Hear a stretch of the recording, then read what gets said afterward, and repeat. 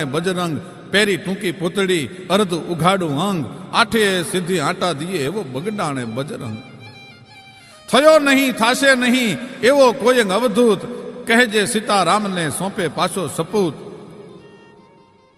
એવા બજરંગદાસજી બાપા ગુરુ આજ્ઞા લઈને સૌરાષ્ટ્રમાં વિચરણ કરેલું. વલ્લભીપુરમાં તપસ્યા કરી બુદ્ધેશ્વર મહાદેવમાં હનુમાનજી મહારાજની ત્યાંથી પોતે ગારિયાધાર પધાર્યા છે. ગારિયાધાર ચોરામાં એમ કહેવાય ઉતારો કર્યો છે, પણ એવો મસ્ત અવધૂત એને જોઈને ગામના માણસો એમ કહેતા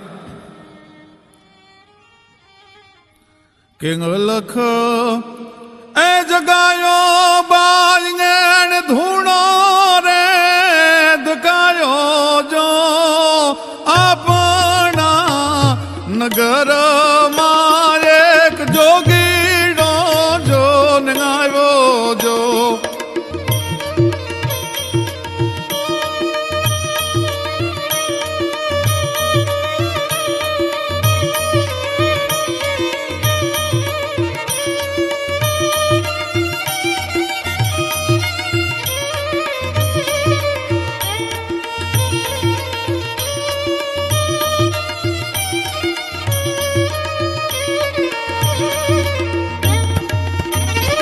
અન કોઈ એ કહે છે બાજને ઉજેણી નો રાજા જો કોઈ કહે છે રાજા ગોપી ચાંદ આવ્યો જો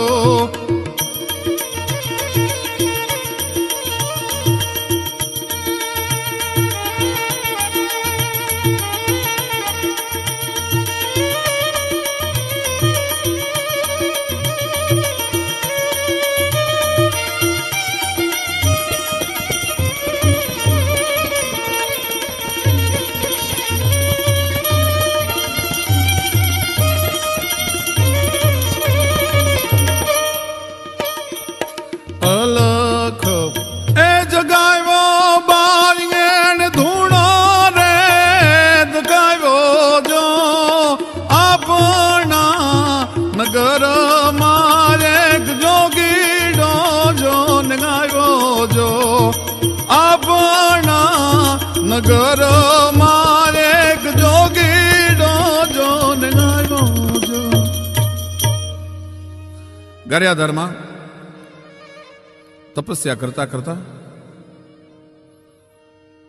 બજરંગદાસ બાપાને બાળકો બહુ પ્રિય હતા. બાળકોને એ જમાનામાં ચોકલેટોનું ચલણ નહીં, પણ એ ગળ્યા ગામની માલપા જે ટીકડા મળે ને બાપા ટીકડા ખોબે ને ધોબે બાળકોને ખવડાવે, બાળકોને યારે આનંદ કરે. બાળકો તો પરમાત્માનો અંશ છે, પરમાત્માનું સ્વરૂપ છે. બ્રહ્મનું સ્વરૂપ માનીને બાળકોને હારે બાપા રેમા કરે. નિર્દોષ મસ્તી અલખનો કેફ આંખની માલપા ખૂટાઈ ગયો છે ભાઈઓ. પણ પરમાત્મા ઘણીવાર ભક્તોની મશ્કરી કરે, ઘણીવાર ભક્તોની કસોટી કરે. એક દિવસ ગારિયાધારના જે ચોરામાં ઠાકોરજીના રામજી મંદિરમાં જે બાપાનો મુકામ હતો ત્યાં સવારે પૂજારી આવી અને મંદિરને ખોલ્યું તો અંદર મૂર્તિ ન મળે. એટલે ગામના માણસો બધા ભેગા થયા અને ભેગા થઈને કીધું કે ભાઈ આ તો કોક આ યોગ ક્રિયા વાળો કોક જોગટો આવ્યો છે, કોઈ બાવો આવ્યો છે અને એને જ કંઈક તરખટ કર્યું, આ મૂર્તિ ગાયબ થઈ ગઈ, આ બાવાને ગામમાંથી કાઢો. આ સમાજ એવો છે, હાથી તણા હોદ્દા ધરે અને પછી ખર સદા તૈયાર છે, હસતો નો રોતો કાગ આ સ્વાર્થ તણો સંસાર છે. જગદંબ માતા જાનકી ધિકારથી ધોબી તણા શ્રી રામની મહારાણીએ જંગલ વિશે પુત્રો જણ્યા અને કથા લખતા કલમ ધ્રુજે અમારી પાપ પોથીની કે મહાત્મા સંત મોહન પર અમે ગોળી ચલાવી છે.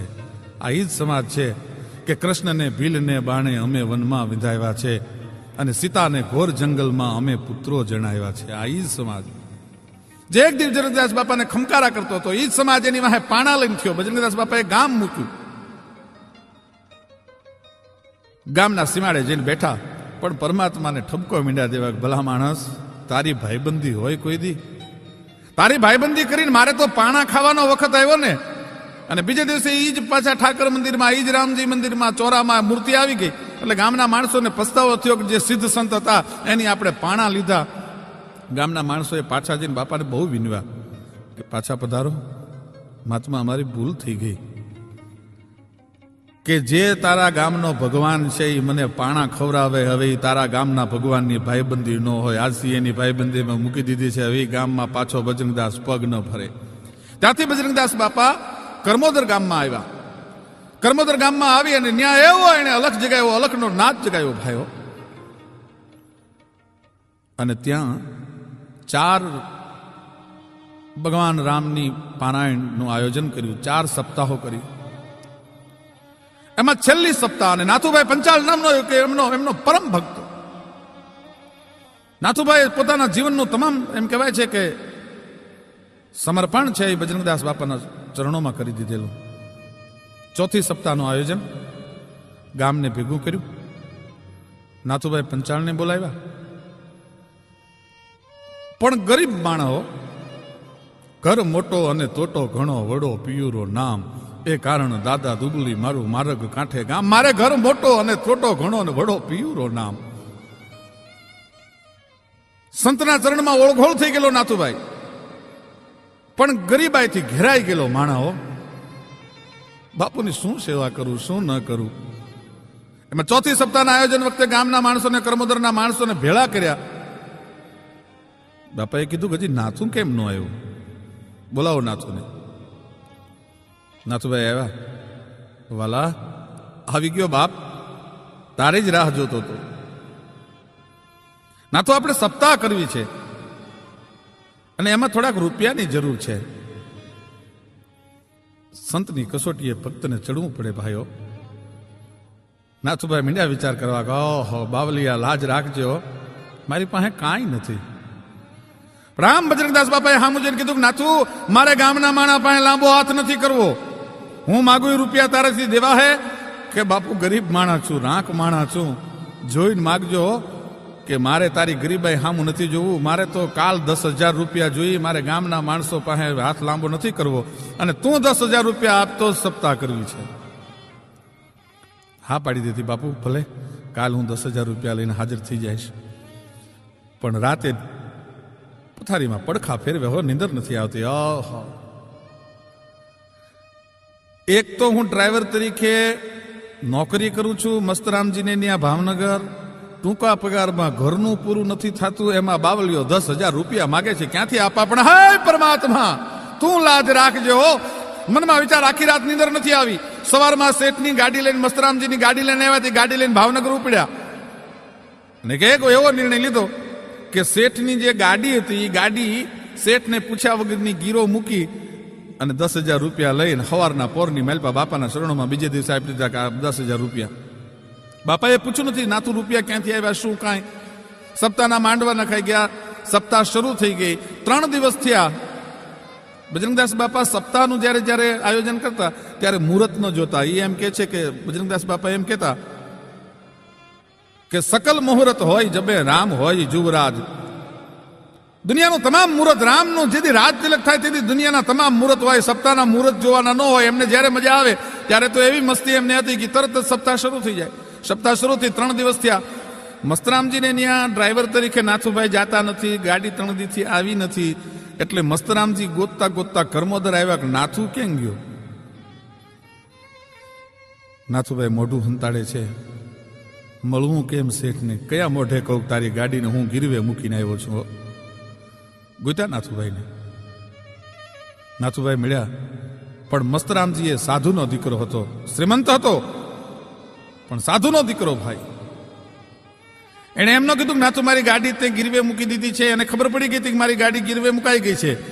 પણ નાથુભાઈ 3 દી થયા તમે આવ્યા નથી. અને નાથુભાઈની આંખમાં એમ કહેવાય છે કે આહુના તોરણ બંધાણા. શેઠ, મારવું હોય તો મારી લ્યો અને ગાળું દેવી હોય તો ગાળું દઈ લ્યો, પણ મારા ગુરુ મહારાજની આજ્ઞા હતી 10,000 રૂપિયા દેવા. શેઠ, તમારી ગાડી મેં ગીરવે મૂકી દીધી છે. ગાડી ગીરવે મુકાઈ ગઈ. એક શબ્દ ન બોલ્યા. મસ્તરામજી. એણે કીધું કે તારા ગુરુ મહારાજની ઓળખાણ તો મને કરાવ્યું. આવ્યા ગુરુ મહારાજ પાસે, બજરંગદાસ બાપા પાસે આવ્યા. ભાઈ આવી અને ઓળખાણ આપી કે ભાઈ આ મસ્તરામજી શેઠ છે, આવો આવો વાલા. અહીંયા ગામમાં કોઈ હગાવાલા છે તમારા? કે ના બાપુ હગાવાલા નથી. એમ તો પછી સપ્તાહ સાંભળવા આવ્યા? કે ના બાપુ સપ્તાહ સાંભળવા નથી આવ્યા. એમાં એક ત્રીજો જણો જે હારે હતો એ ન રહી ગયો, એટલે એણે કીધું કે બાપુ સપ્તાહ સાંભળવા નથી આવ્યા ને અહીંયા અમારો કોઈ હગોવાલો છે નહીં, પણ આ અમારો આ તમારી પાસે જે નાથુ પંચાળ ઉભો ને અમારો ડ્રાઈવર છે, અને અમારી ગાડી ગીરો મૂકી દીધી, 10,000 રૂપિયા લાવીને તમને આપ્યા છે. અને બાવલિયાની આંખ બદલાની ભાઈઓ, તમે ત્રાંબા જેવી આંખ થઈને બજરંગદાસજી ઉભા થયા, ફેરવીને 2 લાફા મૂક્યા નાથુ પંચાળને કે ગાડી તારા બાપની હતી કે શેઠને પૂછ્યા વગરની ગીરવે મૂકી દીધી? તેથી નાથુ પંચાળ ધ્રુજતા ધ્રુજતા બોલ્યો તો બાપુ ગાડી મારા બાપની નહોતી, પણ મારા બાપ હાટે રૂપિયાની જરૂર હતી ને એટલે ગીરે મૂકીને આવ્યો છો. આહુડાની ધાર થઈ આંખમાંથી ભાઈ. બજરંગદાસજીનો હુકમ છૂટી ગયો કે નાથુ સામે જે મારી જોડી ટીંગાઈ છે ને એમાંથી 10,000 રૂપિયા છે એ લઈ આવી અને તારા શેઠને પાછા આપી દે.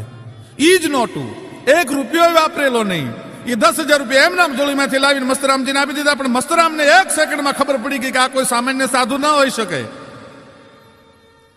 બેની વચ્ચે રૂપિયા પડ્યા છે. ચા આવી, ચા પીધી કે વાલા તમારા રૂપિયા લઈ લ્યો. બાપુ રૂપિયા મને મળી ગયા, આ 10,000 તો આપના શરણોમાં અર્પણ કરીને જાઉં છું, ગાડી હું મારી રીતે છોડાવી લઈશો. પણ મજાની વાત એ છે કે નાથુ પંચાળને 2 લાફા બાપાએ માર્યા ને એમ કીધું તું ગાડી તારા બાપની છે? ગાડી તારા બાપની નહોતી, તું ગીરવે મૂકી આવ્યો ને. એ 2 લાફામાં નાથુભાઈને ત્યાં 2 ગાડીઓ થઈ. અત્યારે એમને ત્યાં 10 ગાડીઓ નાથુભાઈને ત્યાં ફરે છે. બાપાના 2 લાફામાંથી 2 ગાડીઓ થઈ અને અત્યારે એના છોકરાઓ 10-10 ગાડીઓમાં ફરે છે. બાપાએ આવા જીવનમાં પરચા આપેલા, ભક્તોને ન્યાલ પણ કરી દીધેલા, ભક્તોની કસોટી પણ કરેલી. એટલો બજરંગદાસ બાપાનો પ્રભાવ હતો. એમાં પ્રસંગ એવો બન્યો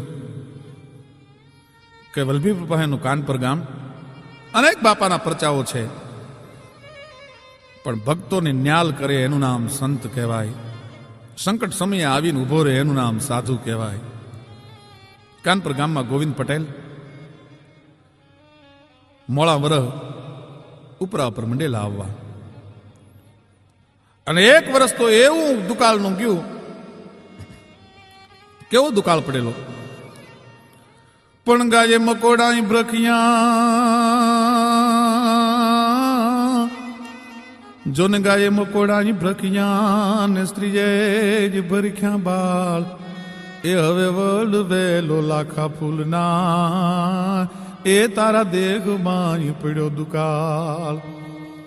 હાકડાક દુકાળની બોલવા માંડેલી. મેલ પડ્યો છપ નહોતો રો, હુકુમ મહારાજનો, ગાગે કળ જુગને જમાનો, ગાજનો દુષ્ટ વારો અને ભરેલો દાજનો, ધણી ત્રિલોકને ગેહવો દારવા, મોકલ્યો ઘોરી જગતને મારવા. કાળે જે દેશના કયા કયા પંથકમાં કાળે દુષ્કાળે ઝપટ બોલાવી કે કાળે જે દેશ ના ઘેર ઉજડ કર્યો. પ્રથમના ભાગમાં નિયાથી પરવર્યો, ધડી ત્રોડી અને રેટ વિશે કર્યો. પ્રાચીએ ફોજલ લઈ હાથ આંટા ફેર્યો, ઓખો બરડો એને ચડાવ્યા ઉરમાં, ત્યાંથી મંડી ગયો ગોંડલે બુંબારા પાડવા. જુનાના નિયાથી હલાવ્યા જાડવા, ન્યા રિયો નહીં બળદિયો કોઈને નાડવા. નિયાથી મંડી ગયો કચ્છમાં ત્રાડવા, ગજવી ભુજને મારો વાડે ગયો. થાનકે થાનકે ઘણો હરાડો થયો, લોટો જોટો કરી માલ સિંધનો લ્યો.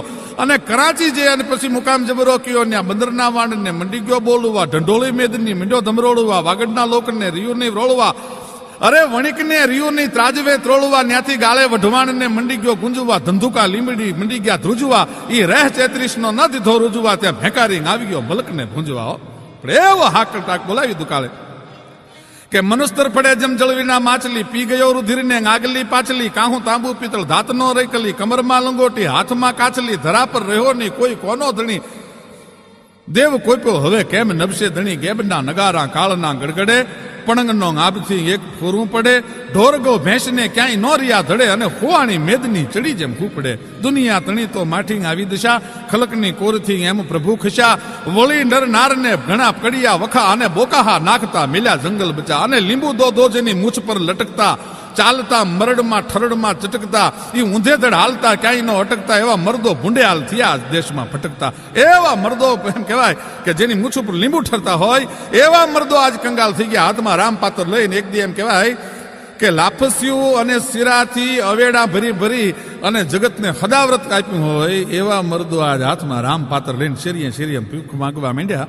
અને એવો દુકાળ 3 વર્ષ ગયા. ગોવિંદ પટેલનું સુખી ખોરણું ગહાઈ ગયું ભાઈ. નચાવ્યા ઘણાને આજ હું નાચી રહ્યો છું, અને દીધાતા દાન જે હાથે હાથે યાચી રહ્યો છું. અને છતાંય મારા પ્રભુને ગમ્યો છું, સમયનું રમકડું બનીને રમ્યો છું, અને એણે જેમ રમાડ્યો ને એમ હું રમ્યો છું. ગોવિંદ પટેલની માથે એમ કહેવાય છે કે ઊંચો આપડે નીચે ધરતી જેવી પરિસ્થિતિ. કારણ કે એક વખતનો શ્રીમંત માણસ કોઈની સામે લાંબો હાથ ન કરી શકે, મજૂરીએ જઈ ન શકે, માથે લેણાના ડુંગર ખડકાવા માંડ્યા. ભાઈઓ નિંદર ન આવે 3 જણા, કહો ને સખી કિયા, પ્રીતિ વછોયા બહુ રણા, જેને ખટકે વેર હિયા. ઈ નિંદર ન આવે 3 જણા, કહો ને સખી કિયા, કાં પ્રીતિ વછોયા કાં બહુ રણા. કાં તો જેને પ્રીતમાં વિજોગ થયો હોય. બહુ રણા એટલે જેની માથે માથાના મોવાળા જેટલું લેણું હોય, અને ખટકે વેર ઘણા, અને જેની માથે મેઘલી રાતની જેવા વેર ગાજતા હોય. એ 3 જણાની નીંદર ના આવે. ગોવિંદ પટેલની નીંદર નથી આવતી. કાનપુરના રામજી મંદિરના પૂજારી કાલિદાસ મહારાજ પાસે જઈને બેસે, હૈયાની વાત કરે. અને એમાં એક દિવસ એને એક ફોટો જોયો, એટલે પૂછ્યું કે આ કોનો ફોટો છે? કે ભાઈ સંતનો ફોટો છે. સંત હૈયા જ છે? કે હા, બગદાણામાં બિરાજે છે, નામ એનું બજરંગદાસજી છે. મને દર્શન કરવા લઈ જાશો એકવાર?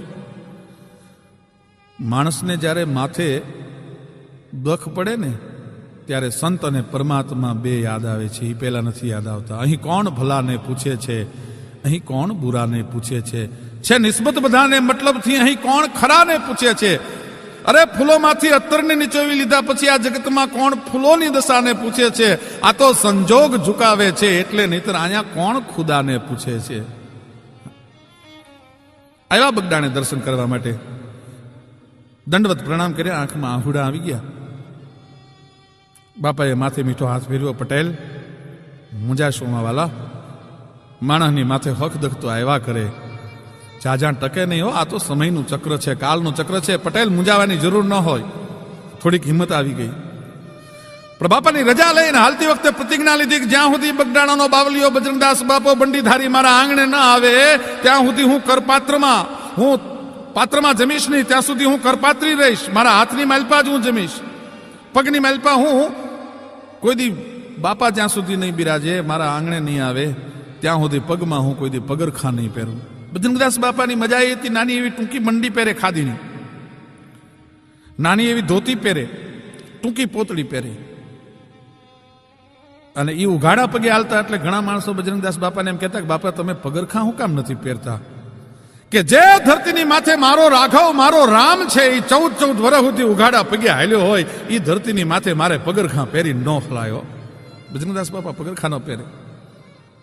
અને રાષ્ટ્રપ્રેમી સંત, એ કોઈ જેવો તેવો સાધુ નહીં. 1971 ભારત અને પાકિસ્તાનનું જયારે યુદ્ધ થયું ત્યારે પોતાની તમામ ઝૂંપડીનો સામાન છે, મિલકત છે, એ વેચી અને રાષ્ટ્રના સંરક્ષણ ફંડમાં મોકલી દીધી હતી. એવો સાધુ. પોતે ગાંજાના બહુ શોખીન હતા, બીડી બહુ પીતા. પણ સરકારે જ્યારથી નશાબંધીનો કાયદો અમલમાં મૂક્યો ત્યારથી ગાંજો અને બીડી છોડી દીધા. કે સરકારના નિયમ વિરુદ્ધનું સાધુએ એક પણ કૃત્ય ન કરાય. એટલે પોતે તો ગાંજો અને બીડી બંધ કરી, પણ પોતાના આશ્રમમાં પણ ક્યાંય ગાંજો અને બીડી પીવાની મનાઈ હતી કે ત્યાં ગાંજો અને બીડી ન પી શકાય. એટલા નશાના એ વિરોધી હતા.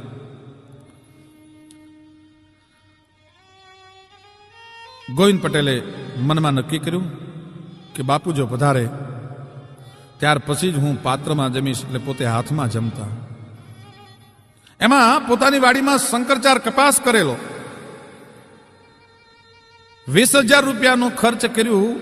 અને જ્યારે ઉપજ આવી શંકરચારની ત્યારે 8,000 રૂપિયાની ઉપજ આવી. અને 8,000ની જ્યારે ઉપજ આવી એટલે ગોવિંદ પટેલ એમ થયું કે ઓહો, માથે 86,000નું લેણું છે અને 8,000માં હું આપું કોને? 8,000 રૂપિયા લઈ બગદાણા આવ્યા. બાપુના શરણોમાં છેલ્લા રૂપિયા હતા એ ધરી દીધા. ભાઈ મનમાં નક્કી કર્યું કે હવે આ ખોળ્યું ફરીવાર. હે બજરંગદાસ બાવલિયા, હવે તારા દર્શન નહીં કરી શકે, કારણ કે માથે લેણિયાતોને એટલી બધી ધોંસ છે, હું કોઈને જવાબ નથી દઈ શકતો. આ છેલ્લા મારી જે આવકના પૈસા હતા ને તો તારા શરણમાં ધરીને વયો જાઉં છું બાવલી. આ છેલ્લી વારના મારા સીતારામ છે. નીકળી ગયો પટેલ ત્યાંથી. હો ભાઈ, આવ્યો ઘરે, વિચાર કર્યો કે મોત સિવાય બીજું કંઈ ન હોઈ શકે હવે. એટલે પોતે દવા પી લીધી, ઝેર પી લીધું. ભાઈ, એ ઝેર પી લીધું, માણસોને ખબર પડી એટલે તાત્કાલિક એમને દવાખાને લઈ ગયા. એમનું ઝેર ઉતરી ગયું અને બીજે દિવસે સવારના પોરની માલપા અહીંયા રાતે ઝેર પીધું ને સવારમાં બજરંગદાસ બાપાની ગાડી આવીને ઉભી રહી ગઈ કે કાં ગોવિંદ પટેલ જીવે છે કે મરી ગયો? કે બાપુ એને તો રાતે દવા પીધી હતી, ઝેર પીધું હતું. ગોવિંદ પટેલને કીધું કે વાલા, કુદરતે જે જિંદગી આપી છે એને ઝેર પીને ટૂંકાવી ન નખાય. લેણા ભરવા વાળા શેઠિયા તો ઘણાય બેઠા છે મુંજાતોમાં. આજ હું બરવાળા જાઉં છું, કાલ હું અહીંથી પાછો નીકળવાનો છું. તારા તમામ લેણિયાતને બોલાવીને લેણાનો હિસાબ કરી રાખજે, કોને કોને કેટલા રૂપિયા દેવાના છે. અને બીજે દિવસે બાપા પધાર્યા અને 86,000 રૂપિયા 3 દિવસ રોકાણા. તમામ લેણિયાતોને બોલાવી અને 86,000 રૂપિયા બજરંગદાસ બાપા એમ કહેવાય છે કે પટેલના ચૂકવી દીધા હતા. પોતાનો ભક્ત જેથી ભીડમાં હોય તેથી પરમાત્મા તો મદદ કરે, પણ આવો સંત એનું નામ કહેવાય. ભક્તને ભીડમાંથી છોડાવે, એના આહુડા લુઈ હગે અને એના માથાના મોળા જેટલા લેણા હોય ને એ લેણા ભરી હગે. એકલું લેણું ભર્યું એમ નહીં, પણ દળાવાની, ઘઉં દળાવાની જે ઘંટી હોય એ દળામણના પૈસાથી માંડીને કરિયાણા સુધીના તમામ જે નામાના પૈસા હતા ને ગોવિંદ પટેલના ચૂકવી દીધા. ભાઈ, અને એક વાહની માલપા થાપો મારીને ગોવિંદ પટેલને એમ કીધું હતું કે હવે પટેલનો દીકરો છો, ધંધે ચડી જાય. પછી ઉપજ્યું એક પછી એક એવી આવવા માંડી કે એ બાપુના શરણોમાં જે રૂપિયા બાપુએ આપ્યા હતા ને એનાથી અનેક ગણા કરીને આપે ને એવી ગોવિંદ પટેલને એમ કહેવાય છે કે લીલા લહેર અને સાહેબી થવા માંડેલી. બજરંગદાસ બાપાના જીવનના તો અનેક પ્રચાર છે અને એટલા માટે કવિઓ એમ કહે છે કે હે બંડીવાળા, હે બજરંગદાસ બાપા, આવી ક્યારેક જો અમને ભીડ પડે ને તો અમને મદદ કરવા માટે આવજે બાપ. બહુ સરસ કવિએ વાત લખી છે કે મૃત લોક ના માનવ ગમે, માનવ પણ મટી જાય તો. હે બજરંગદાસ બાપા, અમે તો મૃત્યુ લોકના માનવી છીએ બાપ. અમારાથી કોઈક દીક ભૂલ થાય, અમારું માનવ પણ મટી જાય. અમે સત્કર્મ ભૂલીને જો કદાચ અવળા રસ્તે જીવનના ઝંઝાવાતમાં ચડી જાય તો હે બજરંગદાસ બાપા બચાવવા માટે આવજે. હો, કવિ આપાભાઈ બહુ સરસ વાત લખી છે. મૃત લોક ના માનવ ગમે, માનવ પણ મટી જાય તો. સદકર્મ ભૂલી પાપ સંગત જીવન જો પહેરાય તો. પગલું ભર્યા પહેલા મોને અધમથી અટકાવજે. બગડાણા વાળા સંત બજરંગ યાદ કરતા આવજે. બગડાણા વાળા સંત બજરંગ યાદ કરતા આવજે.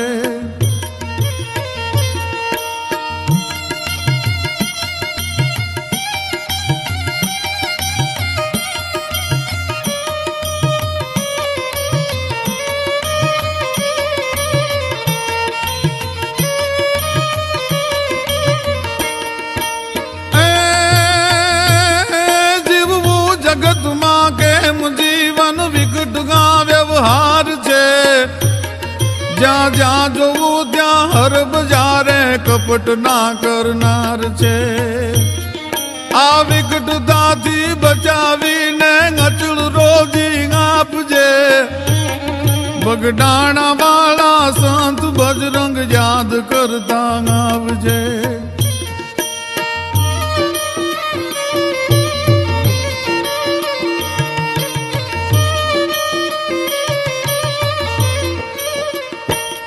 સાધુ ચરણ નો બાલકો અને સંત મારા તાત છે.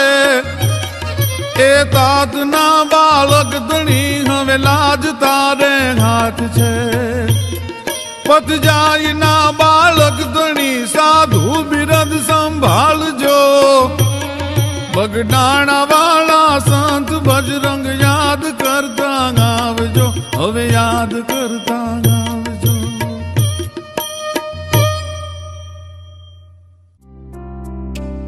સુર મંદિરના સુપરહિટ સોંગ્સ જોવા અને સાંભળવા માટે ડાઉનલોડ કરો સુર મંદિર એપ. ગૂગલ પ્લે સ્ટોર પરથી